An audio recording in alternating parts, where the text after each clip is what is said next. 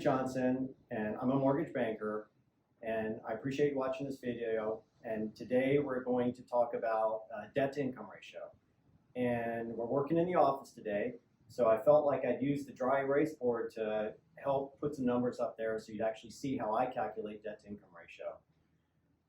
Debt to income ratio is the combination of your monthly minimum payments and the mortgage payment divided by the monthly income that you make. You know, depending on how you work, whether or not you're self-employed, whether or not you're salaried, W-2, 1099 income, that sort of thing, that will have an impact on your income. But today, just to make this presentation simple, I'm going to use an annual salary of $100,000. And I'm going to divide that by 12, which is $8,333. So that's going to be your monthly income that we're using for the pre-approval process. And as far as the debt goes, that is based on what I pull in your credit report. So when a person is thinking about their debt, you are thinking about a lot of different types of debts. You're probably thinking about your cell phone bill, your power bill, car insurance, health insurance, things like that. A mortgage banker doesn't use that when we're calculating DTI. We use the monthly minimum payment of, for example, student loans, car payments, credit card payments, personal loans. We use the monthly minimum payment for those in the debt to income ratio. So just to give you an illustration of how that works, I'm going to use 2 credit cards, a student loan, and a car loan. All right. And so for the credit card, monthly minimum payment is $50. For the car loan, your monthly payment is going to be $500.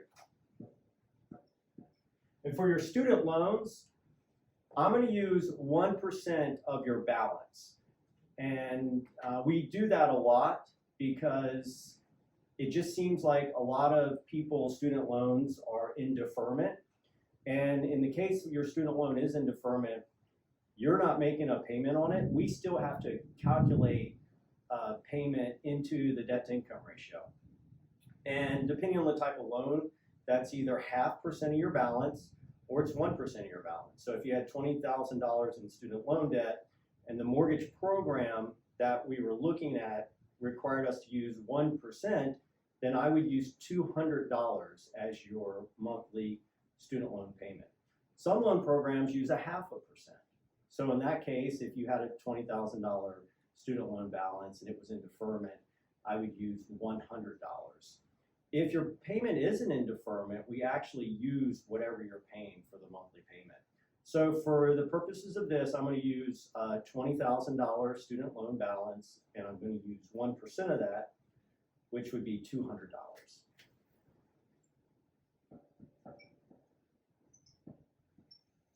All right, so here are debts that showed up on your credit report, and the combination of those is $750. So what we have here is one part of your debt. That's your current monthly minimum payment debt. That's $750. Now the other part of the debt to income ratio is what the actual mortgage payment's going to cost, because it's the combination of the proposed mortgage payment and the monthly debt you have that is divided into the income, which creates your DTI. So just to make this presentation simple, I'm going to use $2,000 a month for your principal and interest payment.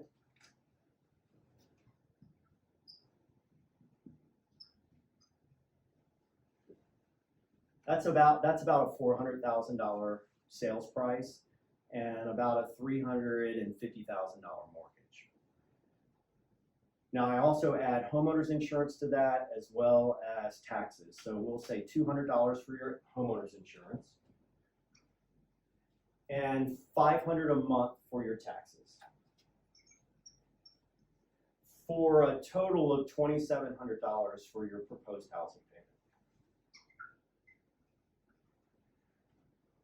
So now we have your proposed mortgage payment and we have your monthly minimum debt that shows up on your credit report. Other things might show up on your credit report. collections, medical debt, things like that, but we actually don't count those into your DTI with most mortgages. So now the next step is to add up the two debts, which is $3,450.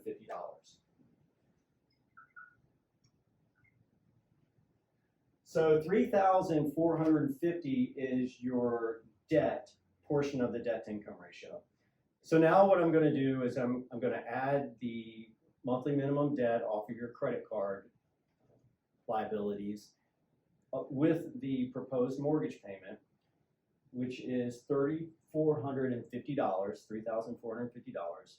And I'm going to divide that into your monthly income, which is $8,333. And when I do that, I come up with a debt to income ratio of 41%. So 3,450 divided into 8333 is 41. And that is your DTI. And DTI is very important in a mortgage pre-approval because depending on the type of loan that you're trying to get, the DTI can exceed the max allowable debt to income ratio for that loan. And it would mean that we'd either have to pay off some of your debt, like pay down one of your credit cards, or lower your loan amount so your mortgage payment's lower so that you would qualify for that particular loan. For instance, the Veterans Administration debt to income ratio that's allowed is 41%. So you would still qualify for VA in this situation. The FHA is 43%. So as far as the Federal Housing Administration goes, you're well below the DTI that they allow. Conventional, which is a broad term that encompasses Fannie Mae and Freddie Mac mortgages, can go up to 50%. So in that case, you're very low for a conventional mortgage. And that would actually tell us that you could borrow more money in your mortgage because you have a lot of room to increase your debt to income ratio if you wanted to. And that's part of the pre-approval process. And that's a part of the process that through the DTI, I can tell you what you can afford to buy based on the DTI.